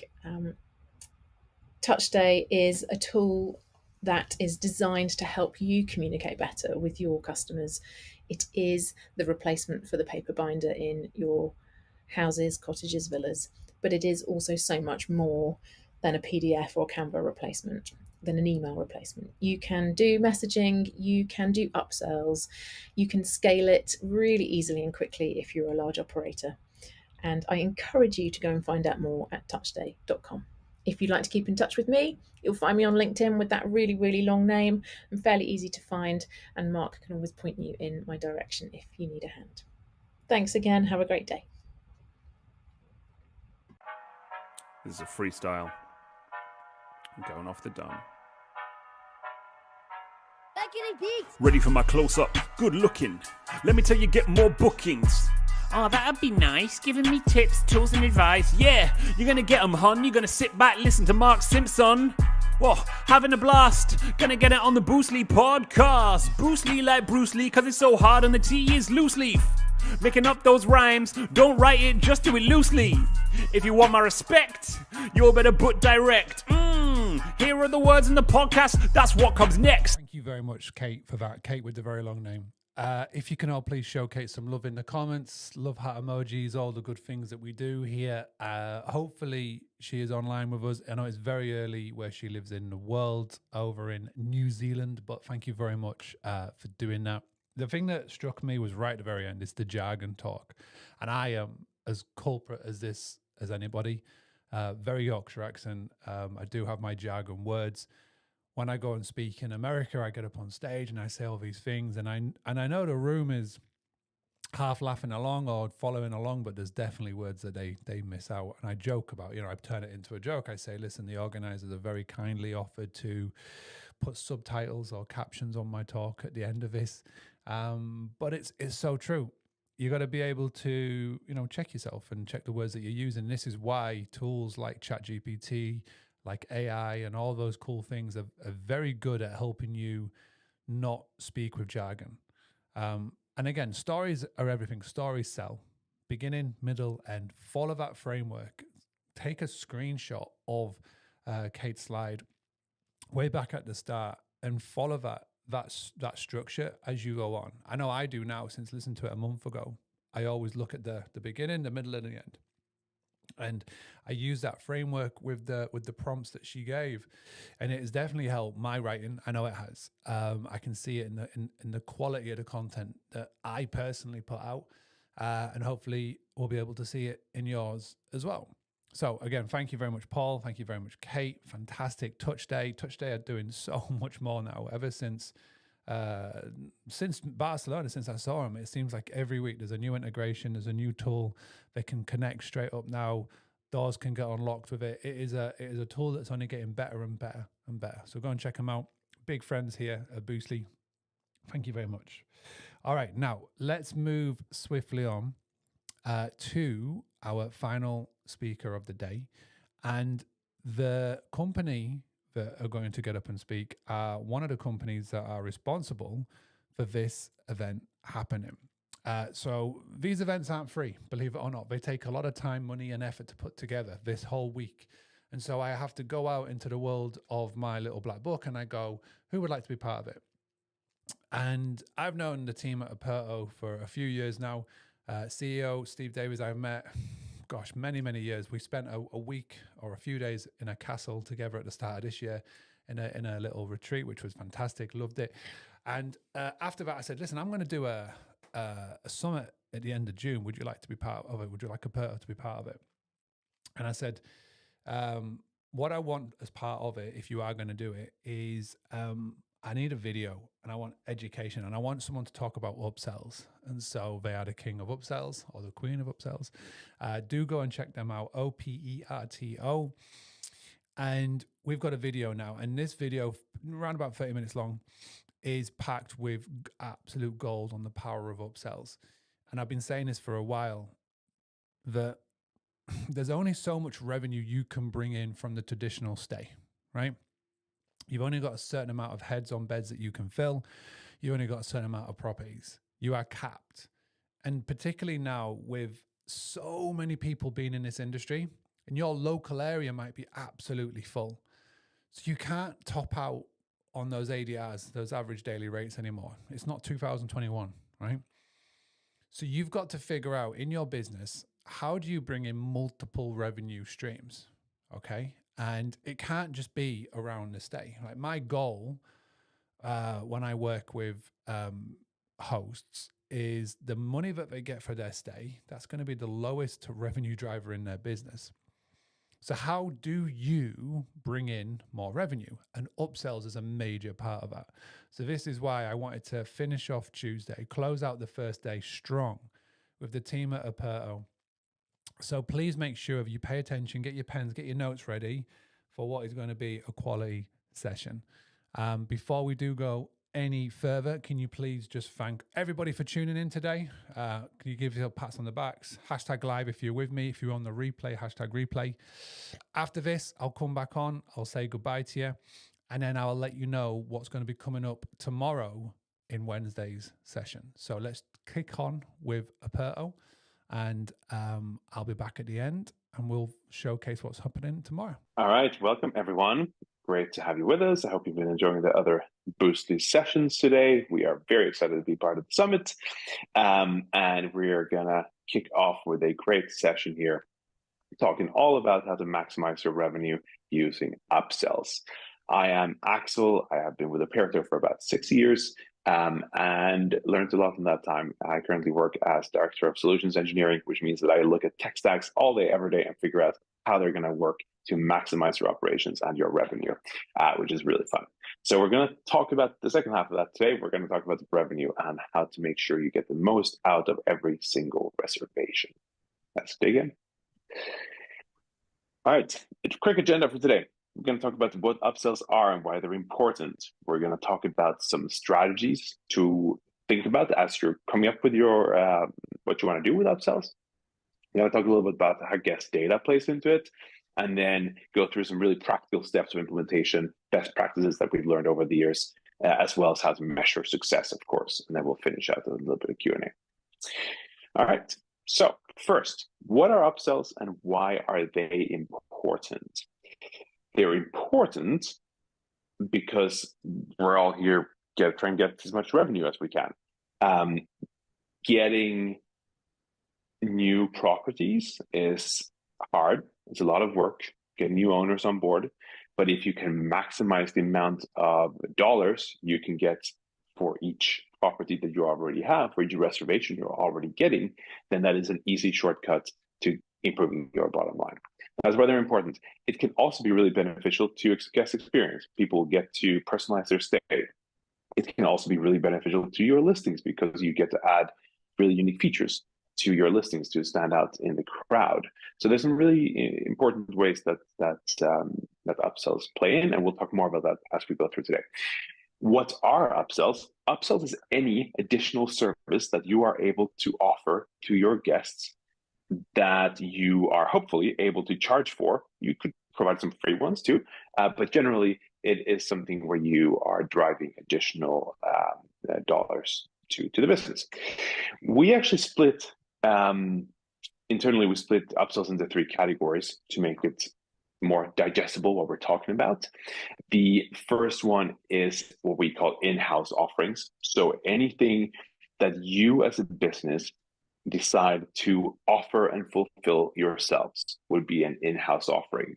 So this could be the really early ones, like early check-in and late checkout, which you have full control over, maybe pet fees, but it could also be other things that your business is able to implement and fulfill. So maybe you have someone who is able to do airport transfers. Great, then you can have that as an in-house service. Maybe you have an office where you can do luggage storage. Great, in-house service.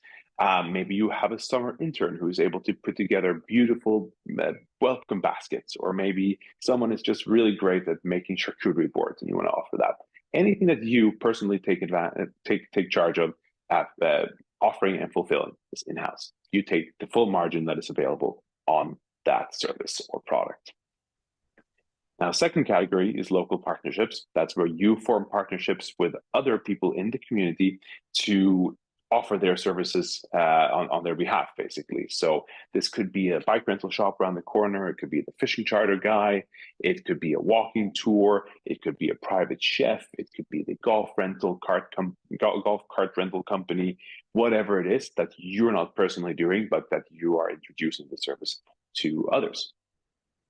And then finally, we have affiliate commissions, which is truly the most kind of hands-off of these three categories, where you have basically links to booking websites of attractions and tours and other things like that.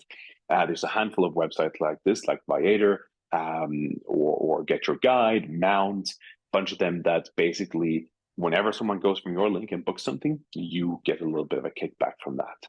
Really, really easy way. Highlight a few things that's in your community, and then when people book, you're making money. Okay, now you know what upsells are. We're going to talk about how to come up with a program for you to actually implement and realize this vision of making more money from your reservations. Okay, so first up, obviously, you need to discover your own ideal upsells. This can feel a little bit daunting because how do you come up with things that you want to sell? There's a bunch of different options. I'm sure you've experienced some when you traveled, some you liked, some you didn't. And so how do you come up with ones that are relevant to your business? There's a few kind of easy steps. Step number one is learn from your inquiries. If people are asking for things, if they're asking for services, that's one thing. But also if they're asking for things that you're eventually saying no to, that you can't actually fulfill, that probably means that you could put a little bit of effort in. And for that effort, you're charging. So let's say that people are constantly asking for a barbecue. There's no barbecue in a lot of your properties for whatever reason. Then you could say, well, we can deliver a barbecue to your property, but it will be at a fee. Or if people are constantly asking for mid-stay cleans, but you never offered that because you hadn't set up the processes with your housekeeping team. Well, if they're asking, then that's something that's worth selling. So look at your inquiries, learn from that as step number one. Step number two is to look at our upsell ideas checklist. Boom, easy, solve the problem for you. There's a bunch of stuff on here, early check-in, late checkout. Those are great because they're all in-house, 100% margin. And with some of our solutions, you can also automate the approvals of them based on your availability. Things like that's really cool. Amenities. If you're in multifamily buildings, maybe you sell pool, spa, gym access, that sort of thing. Maybe a local one you can work with. Tours, transport, restaurants, all those sorts of things you can work with in the local area. Again, really powerful. You can make it really simple too. You send someone down the street to the local coffee shop 5 times, and they bring a Friday feast for your staff or something. You can make this as easy or as hard as you want it to be. We talked about housekeeping services. Some of the other ones that are pet fees at the bottom, they're really, really good. That's something that can set your listing part too, right? So if you're pet friendly, that's really something that you want to highlight because people are looking specifically for listings where they can bring their pet. Even if they have to pay for it, they're very used to that. But again, set your listing apart, even in those OTA listings where there's very overwhelming to make a selection as a guest. The same thing with things like parking. If it's in a place that doesn't necessarily offer parking, but you are able to bring that up as an additional service, great. Definitely offer parking, whether it's paid or not. And again, you can look at the area and see what people are asking for, what is on offer. If it's bike or equipment rentals, baby equipment, pool heating is a great one too. People know they're going to have to pay for it. So make sure that there's an easy way to request it and transact to get it. Okay. So you've kind of done some discovery. You've put down, 5 or 10 things maybe that you want to offer, or it could be 2. There's no right or wrong where you start with this. You don't need too many. Honestly, it can get a bit overwhelming, but you'll narrow that down over time. But maybe you've got come up with a bit of a list. Now, some strategies to think about as you're kind of developing the vision are important, right? Because you need to think about how this will best work. So deciding your approach is really important. And when I talk about the approach, it's kind of that scale from in-house to local partnerships to affiliate revenue. And I say that because in-house is 100% the margin is yours, but it's all your effort as well. Affiliate revenue is the opposite. You get a small kickback, but you have to do absolutely nothing. You put the links up and you're done. So you have to decide how much time and effort you as a business can dedicate to this project, and then kind of place yourself on that sliding scale and just kind of define your approach from there. From there on, there's a bunch of interesting stuff to think about. So we kind of talked about this already with looking at your inquiries, but leveraging guest feedback and reviews can be a really good place to not just find inspiration, but also like alter and refine your selection of services over time. Again, there's nothing about this that needs to be static. If you start with a handful of services, it's not enough, or there's too many, or they weren't the right ones. Look at that feedback and review to make sure that it's really accurate to what people are asking for. I mentioned this before as well. So you're listing a park by having things that maybe other listings in the area don't, even if they are paid offerings, but also play to your market. You know your market best. If there's things that people are coming for, and you know they're going to go out and pay for it with someone anyway, might as well pay for it with you. If everyone goes surfing in your market, offer surfboard rentals. If everyone comes for wine tours, make that partnership with the local wine tour company, make sure they do it, or start your own wine tour company. Anything that really has to do with your market is going to be a really good sell and just be such an obvious purchase for people. Learn from others. And this kind of goes back to discovery a little bit too, but obviously looking at other successful businesses in the area, what they're doing in terms of putting together packages. This could be hotels, it could be tour operators, it could be other property managers, of course, but there's lots of different areas to kind of look and see what best practices are. And then obviously when you travel yourself, right, learn from others, see what people are doing. Finally, when you're kind of crafting your own messages, obviously you need to make your upsells sound appealing. Some of them are self-evident, some early check-in. Some of them need a little bit more creative copywriting, a little ChatGPT there. And then what I really encourage people to put into is if you need to justify a cost.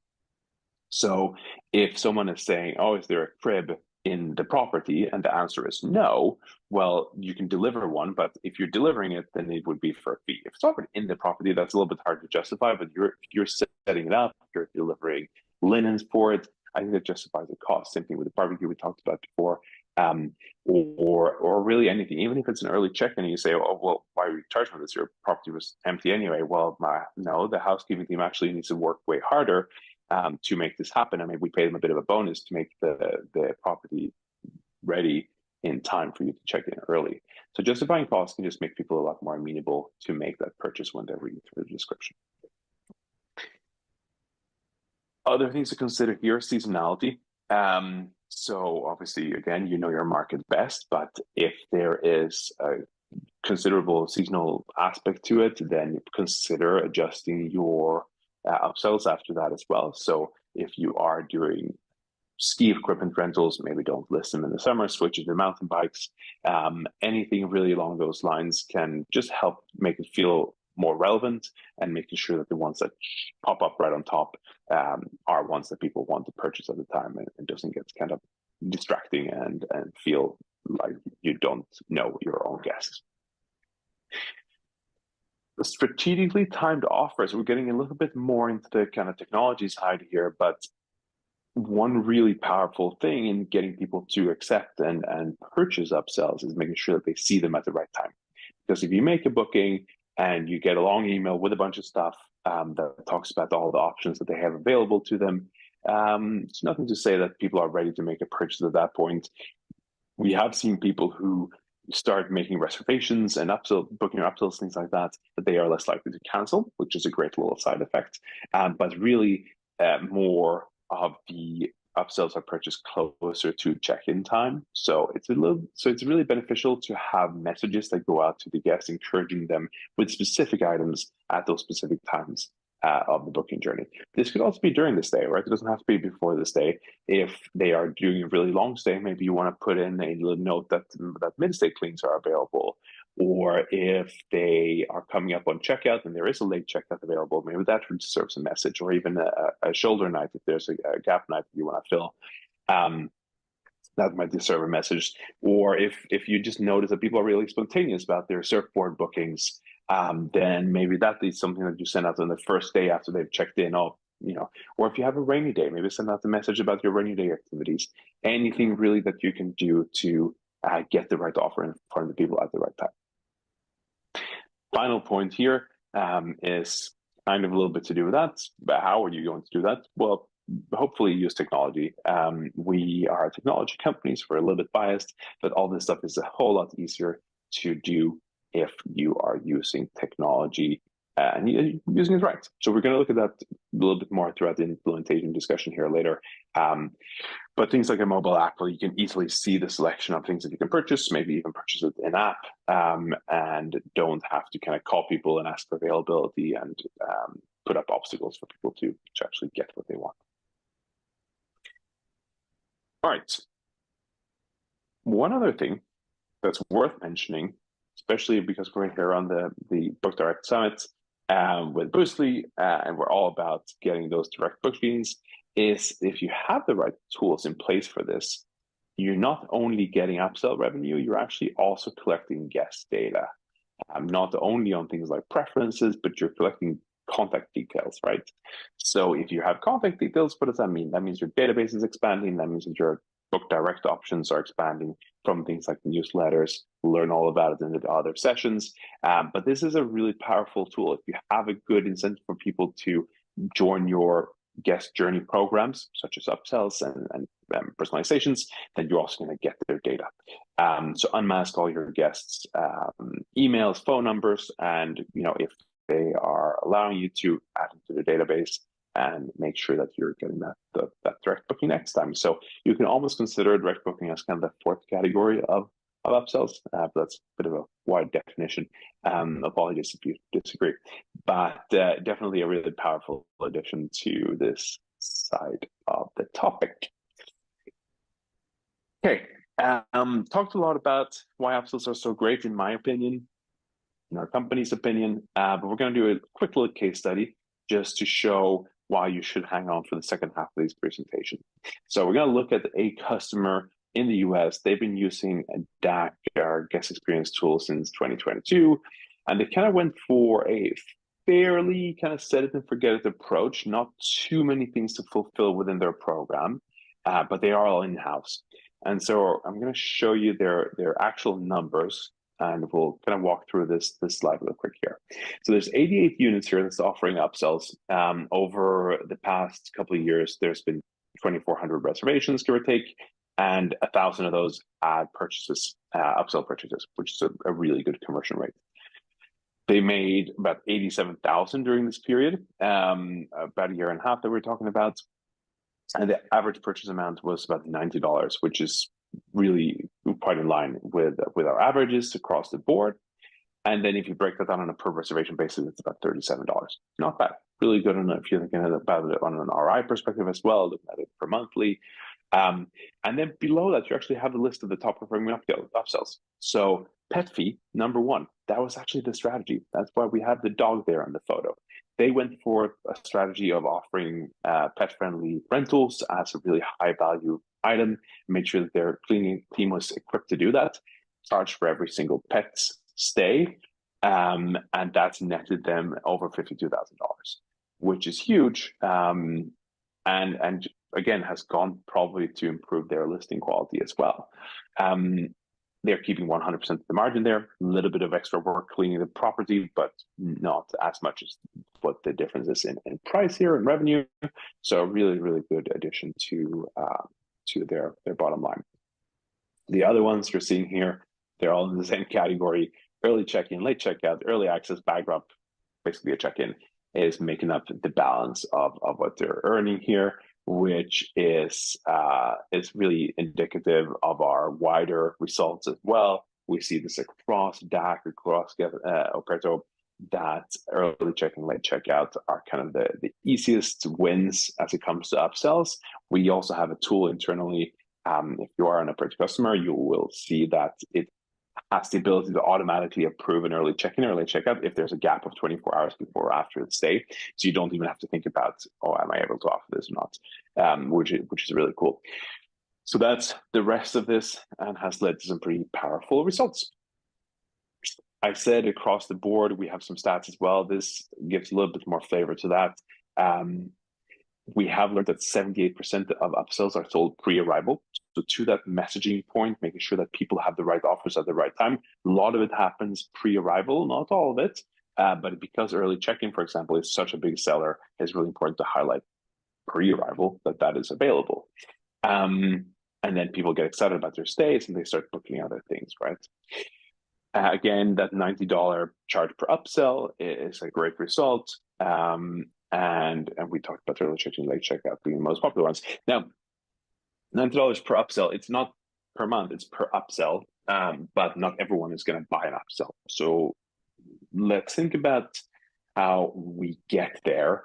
When you start doing upsells, you're probably not going to have it to the numbers being as good as that. There's a huge differentiator between top performers and low performers when it comes to upsells.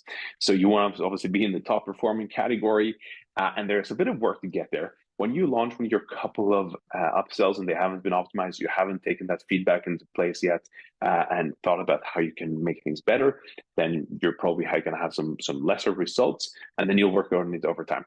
So let's look at some best practices for implementation to make sure that you can get to those high performer stages. We have people earn $400 per reservation. It's crazy.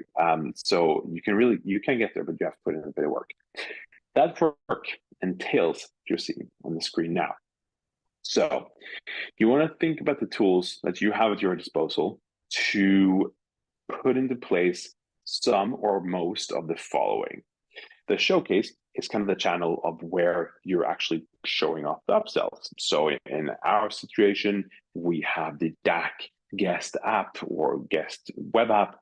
You don't have to download anything, but you can pull that up as a guest. You get sent out a link, and you can see everything that's an offer, but you're also getting a full property guide. You're learning about the property, getting excited about the stay, all of that sort of thing. You get your access instructions, maps, Uber integration, all that stuff.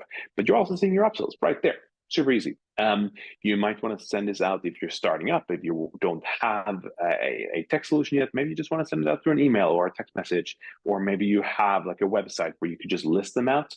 Those are great starting points. Whatever you can do to make it look attractive and make it as easy as possible for people to access the different options, and then we'll talk about this in a second, but to actually request or pay for it, really, really key. Obviously, great photos, great descriptions of the different things, goes without saying. Second, messaging. We talked about this already, but have a way to push this out to the guests at the right time. Third, payment. This is actually a really big one. E-commerce companies obviously spend billions and billions of dollars on optimizing their cart experiences just to get a 0.01% improvement in conversion when it comes to someone adding something to a cart to actually making the purchase. Tons and tons go into this. This is a big stumbling block because you're getting people to pay. If they're excited, they're going to pay quickly and get that done. If you have stumbling blocks there, then they might just drop out and be like, it wasn't that important anyway.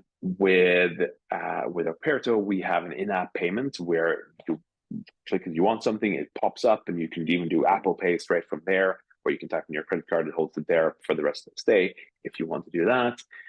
Very, very streamlined. And it also has the ability to, for example, hold an amount in the card until it has been approved by the manager, things like that.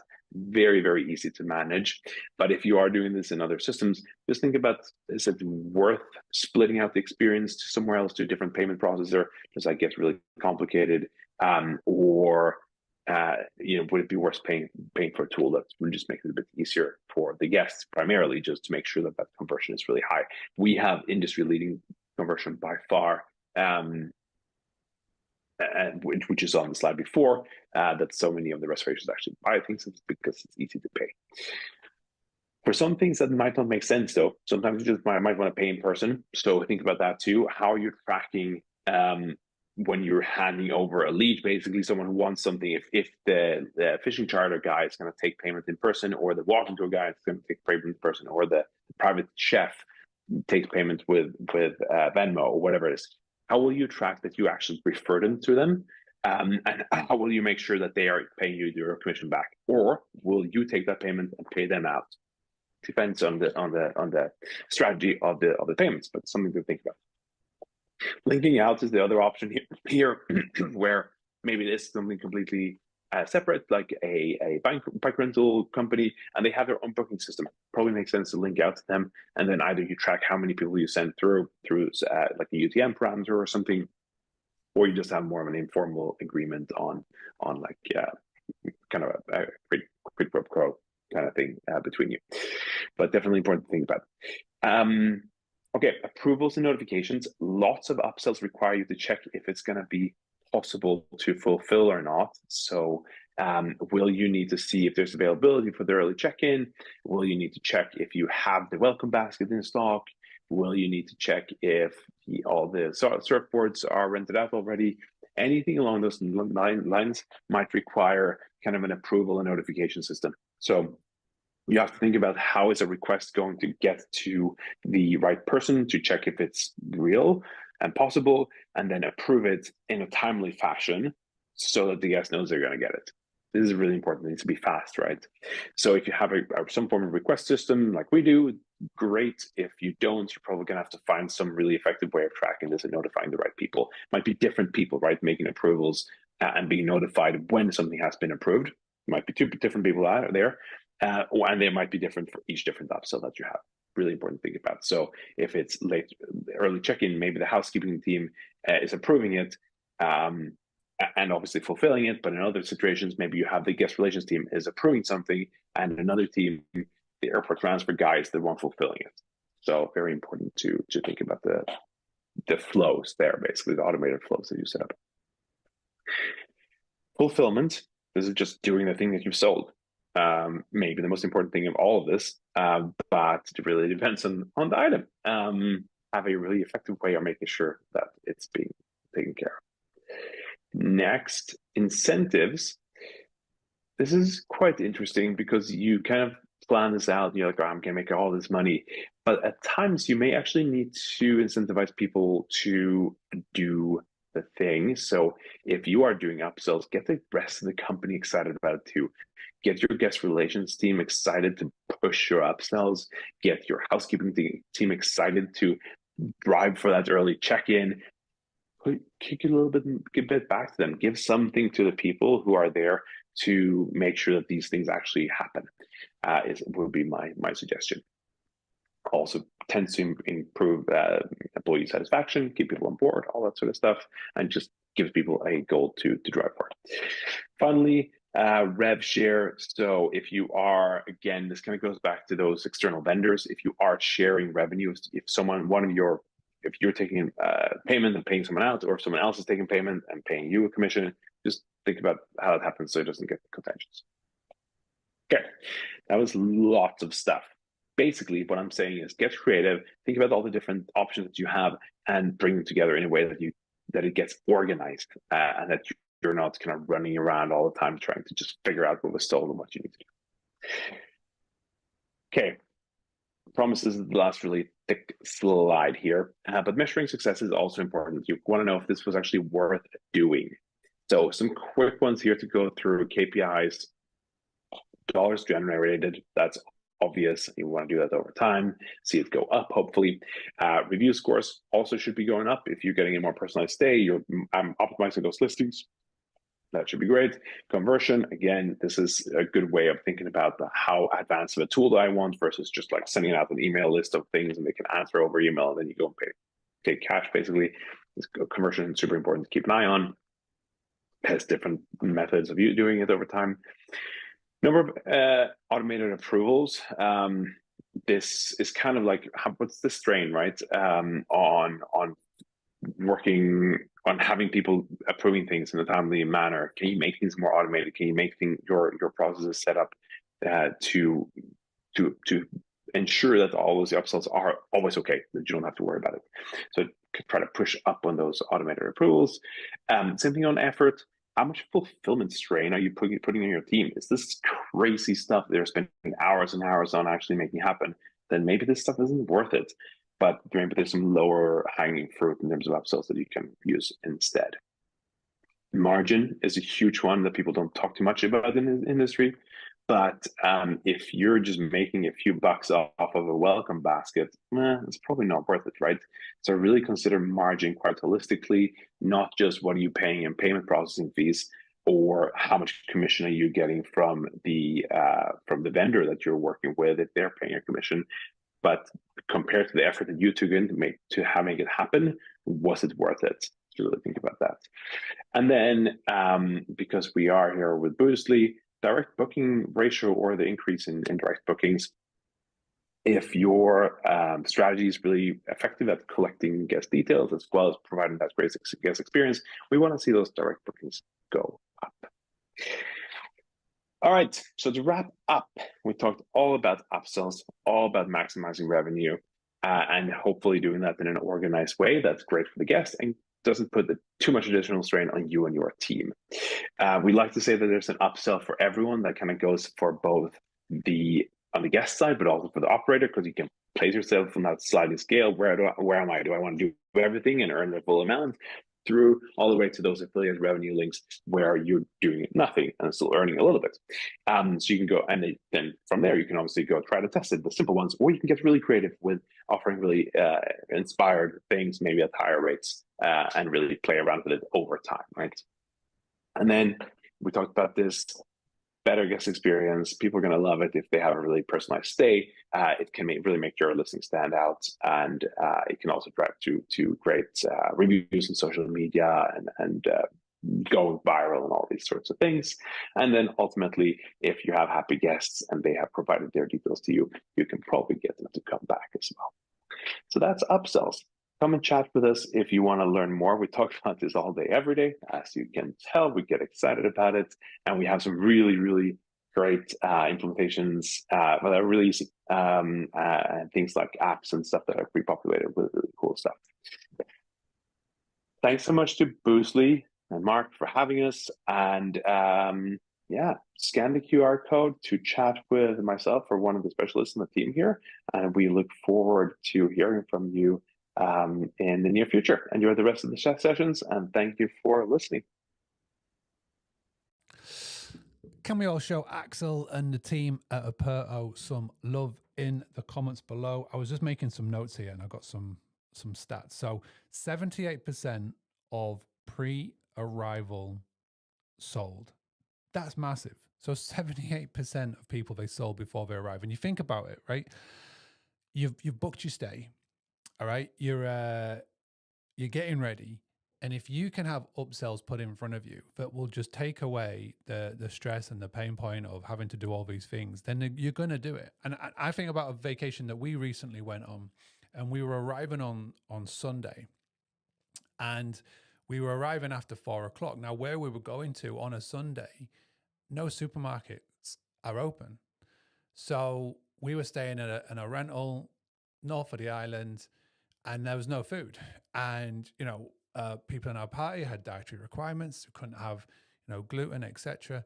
But if the host had given us the option to say, listen, when you arrive, your fridge is going to be stocked, we'll pre-fill it, milk, food, etc. So you can just go in, get the barbecue going, have some food. We would have paid that, and we would have paid a premium on that because it would have taken away the stress and the anxiety of having to organize something by getting in late after having a long flight. Also, as well, on a Monday was a national holiday, so there was no places open on Monday either. So we had to wait until Tuesday before we could get some proper food in. So think about that.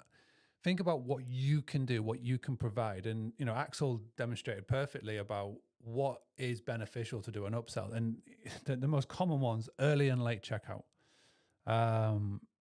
They're massive. An early checkout, we give it away, right? Put a price to it. Put a price to it, and just, if there's any confusion with the booking or let's just say that there's something that goes wrong. You can have it there as a break glass in case of emergency. So for example, let's just say the guest arrives, right? And you provide a swimming pool, but for whatever reason, there's a bit of algae in the pool or leaves have got in and the guest complains.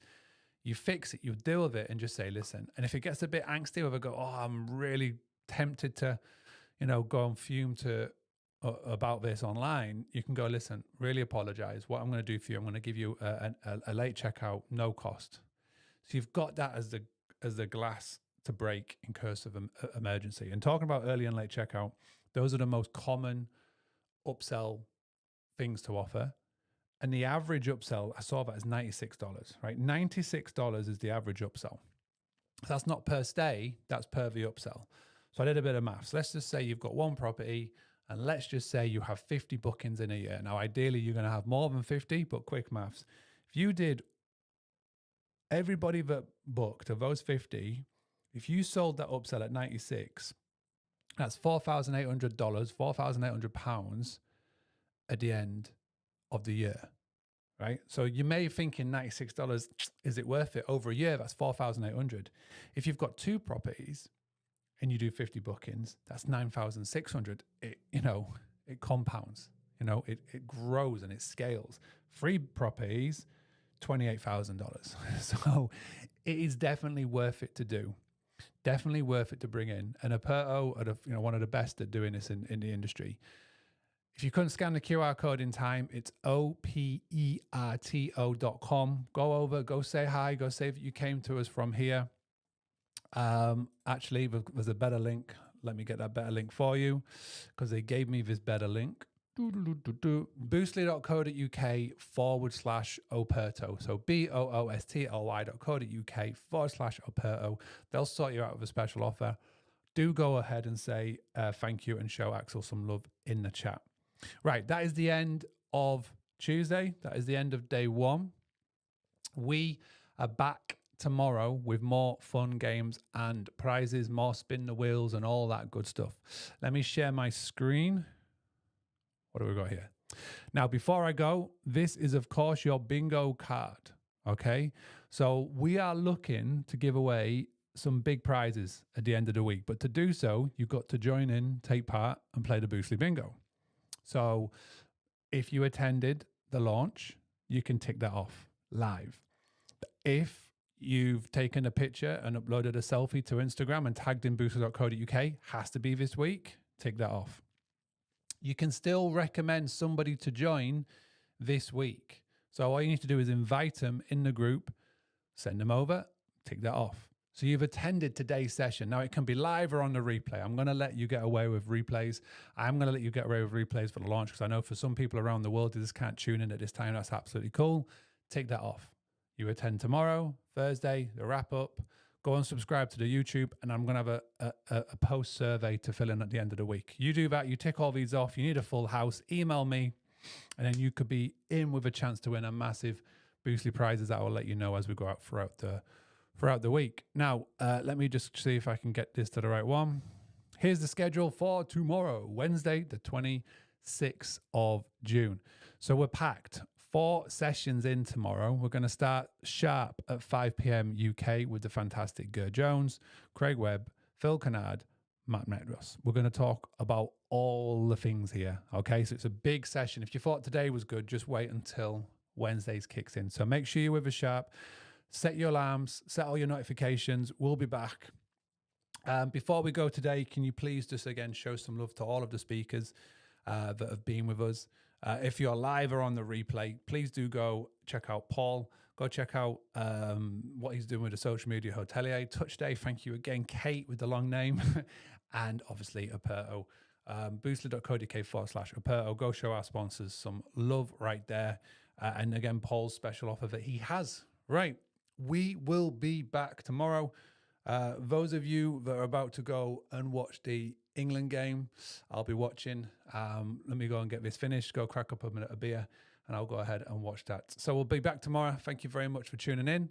Have a good night, have a good morning, have a good afternoon wherever you are. And I hope you've enjoyed today because tomorrow is going to get even better. Having a blast, gonna get it on the Boostly podcast. Boostly like Bruce Lee, cause it's so hard and the T is loose leaf. Making up those rhymes.